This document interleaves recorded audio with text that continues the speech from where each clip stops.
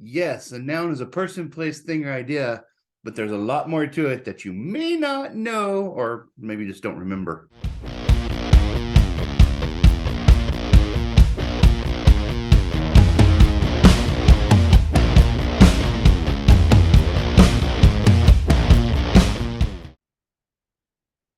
Okay, so there's a lot about nouns that you may or may not remember. You only need three things to have a complete sentence. You need a subject, a verb, and a complete thought. Nouns make up a subject along with pronouns and gerunds, which we'll talk about when we get to verbs, because gerunds are technically a verbal. But anyway, the subject is made up of a noun or pronoun for this purposes of this video. So anyway, we're going to talk about nouns today. So I'm going to open up my PowerPoint. I know PowerPoints. When I taught public school, I taught senior English, I would open up a PowerPoint and I thought, this is the greatest PowerPoint ever. And my students would be like, man, because PowerPoints can be boring. And so I thought, how can they be so bored? Because PowerPoints are great, And then when I would go into the principal's office or whatever, and we'd have PowerPoints, and I would be like fighting off sleep. So I understand. So these are just for me, basically. It's a visual for you to look at, but it's also for me so I can have something to follow along, because as you might tell, I'll go off on tangents. Really actually do talk about different things if I don't have something to follow. So I will make this as entertaining as possible, because we're going to talk about English in a way that you probably have not heard an English teacher talk to you in a way before. Man, that was terrible. Let me try to rephrase that. I am going to teach you English in a way that you probably have not been taught English before by an English teacher. There, had to do it, grammatically correct. All right, so nouns are a person, place, thing, or idea, and I hate the word idea. It's really concept. Idea is like, Eureka! I've got an idea. Let's go to the beach. That to me. That's what an idea is. Or I've got an idea. Let's make root beer floats. To me, that's what an idea is. But in this case, the idea is really a concept, specifically like time periods. Like if you look at the bottom of the clip of the slide here, you see the Renaissance. That's a time period where people discovered that, hey, when the poopy goes down from the window in the house and it runs down into the well, we probably shouldn't drink that because it gives us cholera. That's what the Renaissance was. It was like they decided, that wasn't a very good idea to drink poopy water. It's like, oh, if we drink clean water, we don't get sick. So Renaissance. It means the renewal, basically. So it's like, we figured things out. All right, anyway. So obviously a school's a place, James Madison's a person, security guard's a person, car's a thing. Renaissance and the theory of relativity are ideas, are concepts. One's concept. So if you notice, James Madison is capitalized and security guard is not, even though they're both people. It's because one's a proper noun and one's a common noun. So basically, if you name the security guard, you say Joe, the security guard, Joe would be capitalized because you're talking about a specific security guard. Like James Madison is a specific person, but if you just said president, it would be not capitalized because it's common. So here's a little chart to help you out with that. Well, actually, the chart's on the next slide. This is just saying what I just said. Proper nouns are a specific person, place, or thing, and a common noun is a general person, place, or thing. Now, if you notice, the concept of idea or concept is left out. It's not saying person, place, thing, or concept. The reason why is because most of the time concepts, or like the Renaissance, is not capitalized. However, it is capitalized if that time period is named after a person, like the Victorian era, which is most of the 1800s. The 19th century was the Victorian era. Well, I think she started ruling in like 1839 or something like that, or she was born 1839. Anyway, point is, most of that century was Queen Victoria's rule, so we call that the Victorian era. Since it's named after an actual person, that would be capitalized. However, the things like the Renaissance, that would not be capitalized. It would be common. So here is the chart that kind of helps you out.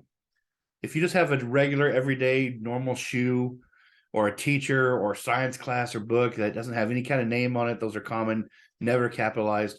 But the moment you name them, you get a type of shoe, you name the teacher, you name the class, the science class, you name the book, then you are doing a proper noun, and those are always capitalized. Commons, not capitalized, proper, capitalized. Got it? Okay, good. So that was pretty elementary. You probably thought about, hey, I learned that in 3rd or 4th grade, and here I am an adult now, and I understand proper and common. But you'd be surprised at how many people will not capitalize a common noun or ask if that needs to be capitalized. Like if you're writing fantasy, if you're specifically writing fantasy, you're saying, where are we going, my lady? And you're wondering, well, do I capitalize my lady? And you actually don't. Or you say, King John says, come here. Well, King John is capitalized. But if you said something like, you should be more cognizant of the king's wishes, king is not capitalized in that case. So, it seems like it's very easy, but when you're starting to write it down, which is what this whole thing here that I'm trying to do is for, it's for you people that are writers, and it's for you adults that are writers that have kind of forgotten grammar. You will ask questions like that because you'll run into those, and then you'll think, is this proper or common? And you'll have to try to remember. Hopefully you'll remember my voice and you remember that what I just said. All right, so on this page, I always usually ask the question, why in the heck do we have to have an English class from like 1st grade all the way up through college? In your first 2 years of college, if you're not an English major or both freshman comp 1 and freshman comp 2, why do we have English class? It's it's the language we speak, right?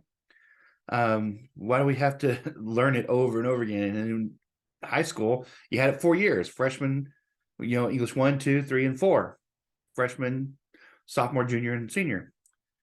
The simple answer is because English is crazy. It makes no sense. There's weird, silly stuff in English, the English language. For example, did you ever notice that we park in a driveway, but we drive on a parkway? Or you put garments in a suitcase, you put suits in a garment bag.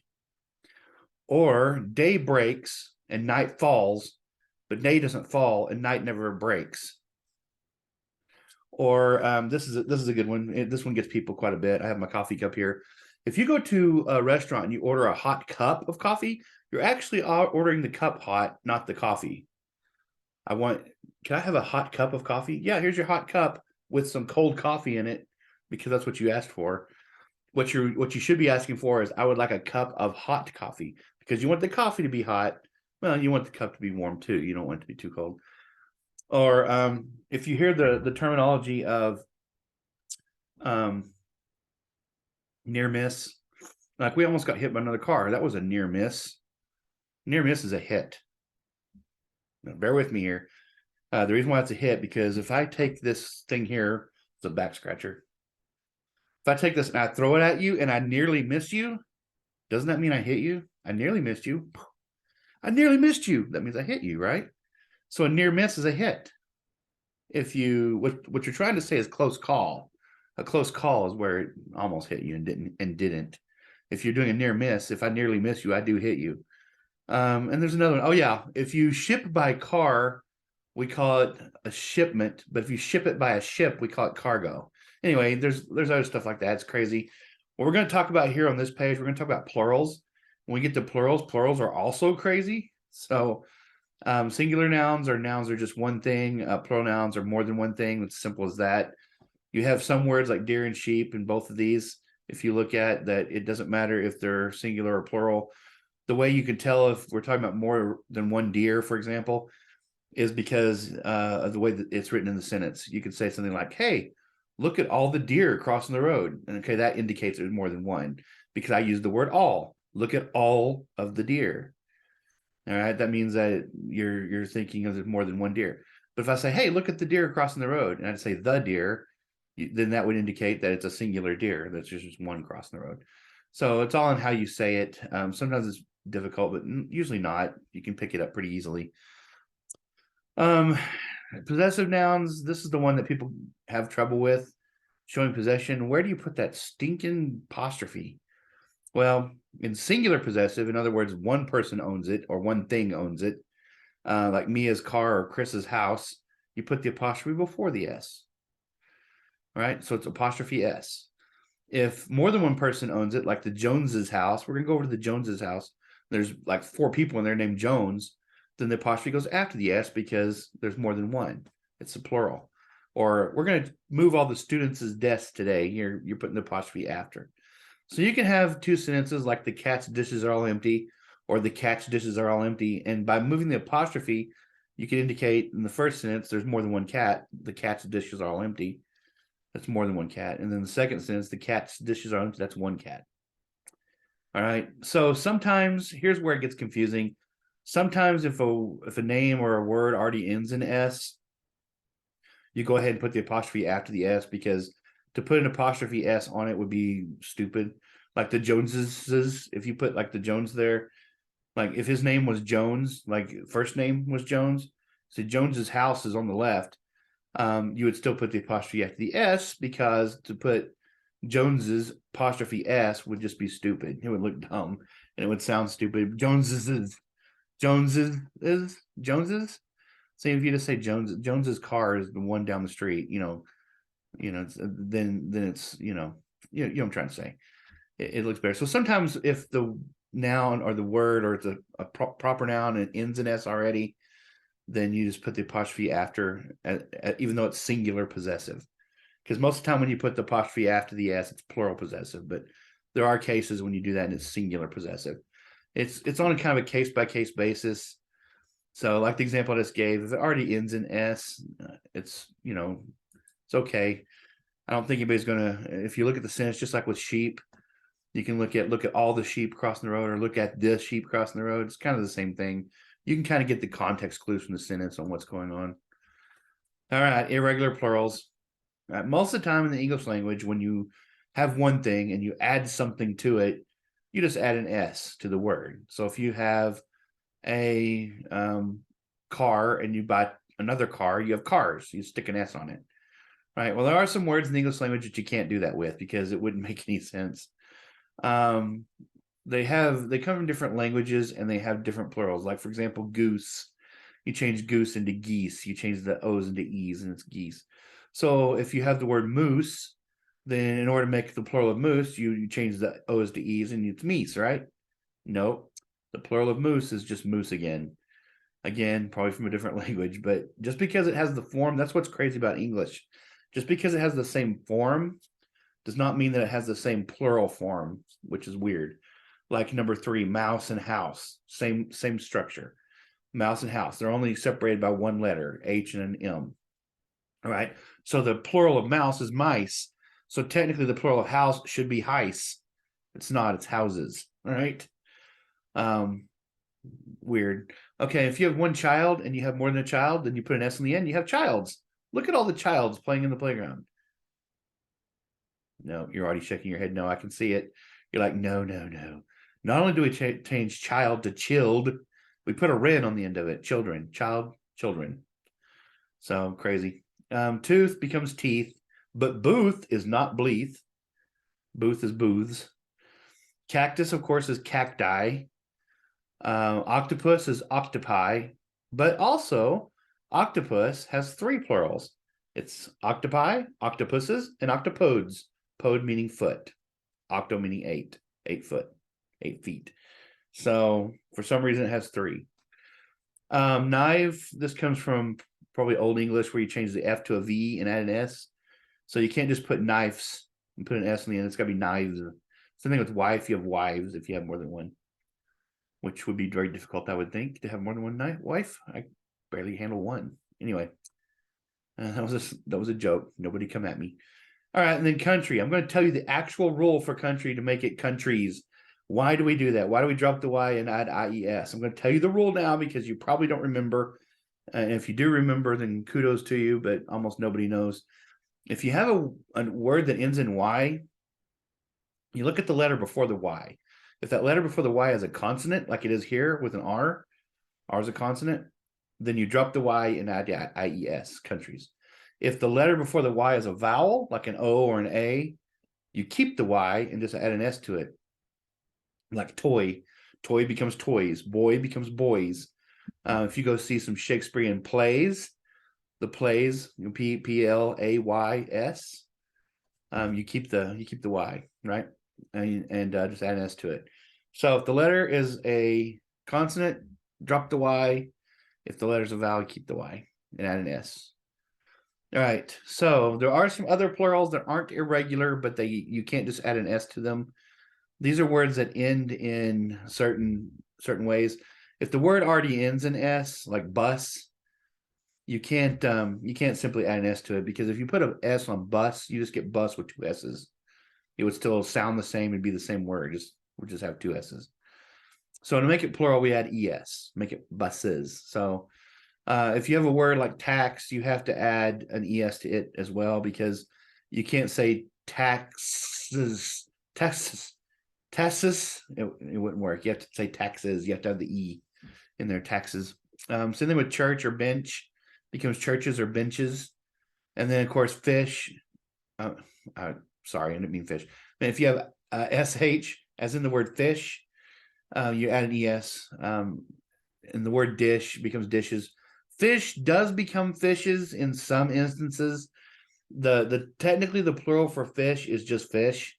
It has no plural, but if you're talking about living fish, you're talking about fish in certain instances, the ES is okay. It's permissible. So those of you who are grammar Nazis, or I shouldn't use that word, sorry. Those of you who are grammar aficionados, you say, but Cleave, the word fishes is not a word. Well, fishes is a word. It's just not commonly used, but fish is the technical plural.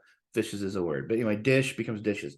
Now going back up to the X, there are words that end in X, like ox, that have an irregular plural, like oxen. It's oxen, not oxes. So ox becomes oxen. And also, finally, there are some words that end in O. Not all words end in O, like kangaroo, for example. Kangaroo ends in O, but you can put an S on it. It's kangaroos. But if you have a potato or a tomato, then you have to add ES. It becomes potatoes and tomatoes. All right. All righty. We'll move on now to concrete and abstract. These are nouns that are person, place, or thing occupying the physical world. We call that a concrete noun. It's something that you can probably use your senses on, like a desk, muscle, student. You can actually physically touch them.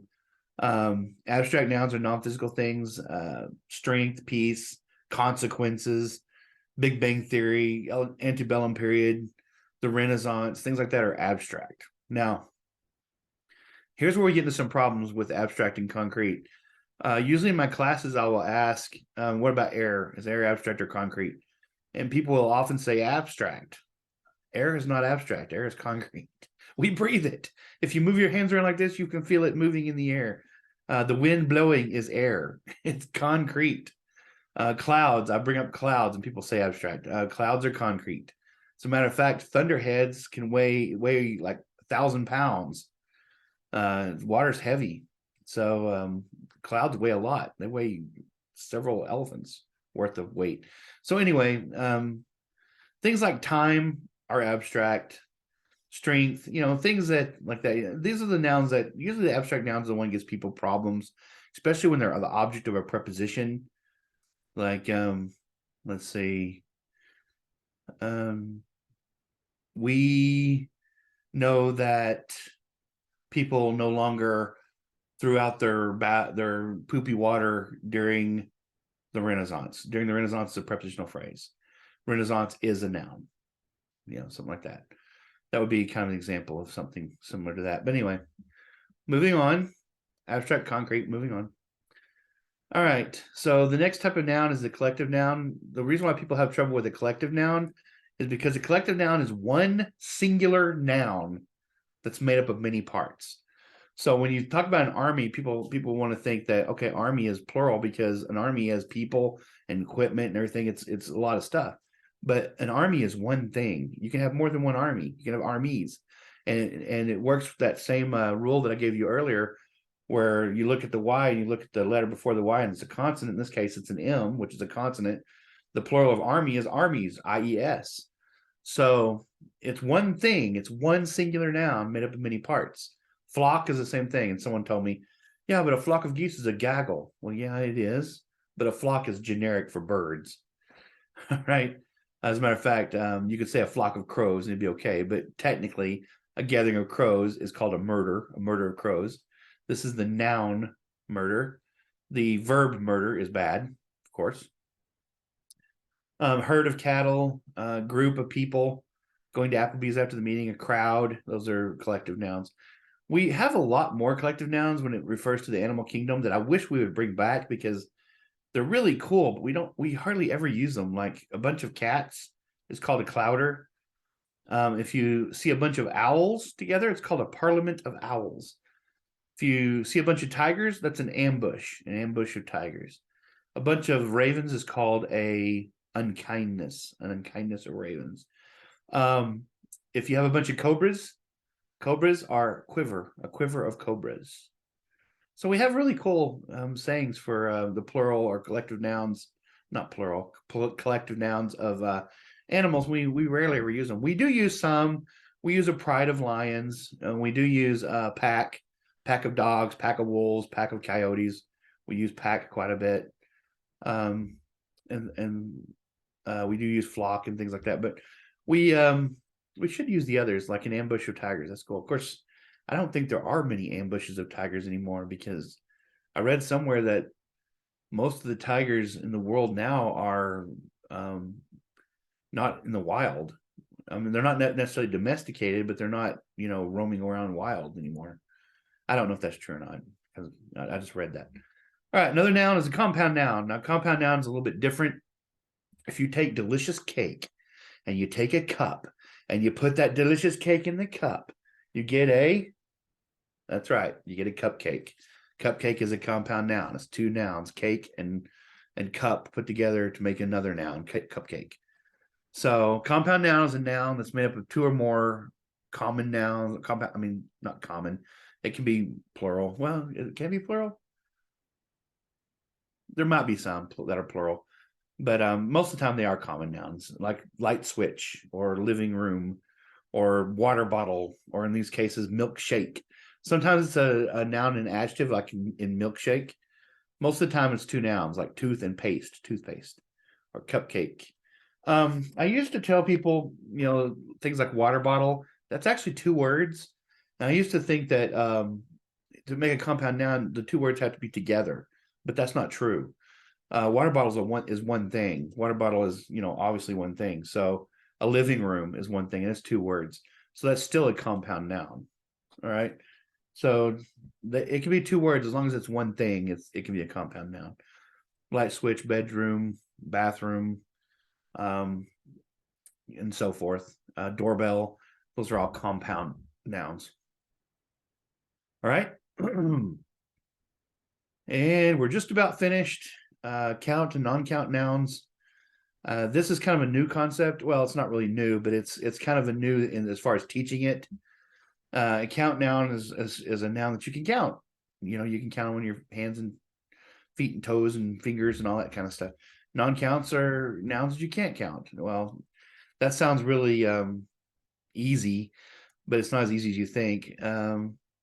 You have things you can count like dogs and cats and hot dogs and cars and so forth, but you don't really count butter, fish, tea, rice, blood. You don't say, look at the 7 blood, or there's 8 wood. You say pieces of wood, but you don't say 8 wood. Or you say like 7 cuts of meat, but you don't say 7 meats. Unless they're different kinds of meats, you might say it that way. Or same thing with fish. You might say there's 7 fish here. I'm going to have a fish. We don't say that. We say I'm going to have fish for supper. We don't say I'm going to have a fish for supper usually. So the whole thing is if you can use one of the indefinite articles like a or an on it, then it's a count noun. But if you use an a or an on it and it doesn't make sense, like I'm going to have an butter.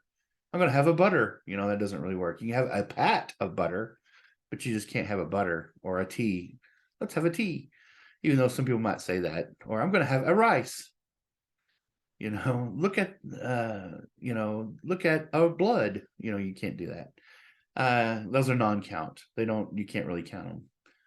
All right. You can use a and an with dogs and cats and stuff. You can say a cat, look at the cats, or I have a cat, but you can't say you can say I have a fish. So, but fish is, it's really the way it's in the context of using the fish. If you say I'm going to have a fish for dinner, that means that you're having the fish as your guest for dinner instead of having it as something you're going to eat. That's where the distinction gets muddled. That's why it's considered a non-count noun. You can have a fish in a fish bowl, as a pet or something. I have a fish as a pet, or I have a fish as a pet, or a fish, but it's in the way you use it. All right, so as a matter of fact, in the last part there, that's the way I put it. You can say I'm having fish for dinner, but not I'm having a fish for dinner, because it sounds like you're going to dine with the fish. Okay. All right. So that is basically what you need to know about nouns. Now later on, we're going to use those nouns and we're going to put them into sentences where you're going to use them as subjects and objects and objects of the preposition and things like that. We are going to put those in there. But for right now, I just want you to know what they are. A noun's a person, place, thing, or idea, and there's different types of nouns. And we'll build upon this in later videos when we start getting into the actual construction of the sentences. But for right now, I just want you to know what they are. So that's what they are. So if you have any questions or comments about nouns, or if you have any more to add about nouns or something, just put it down in the comments below and I'll look at it and we'll go from there. All right, so this video is getting pretty long, so I'm going to let you go. I'll see you next time for verbs. Thank you. Bye-bye.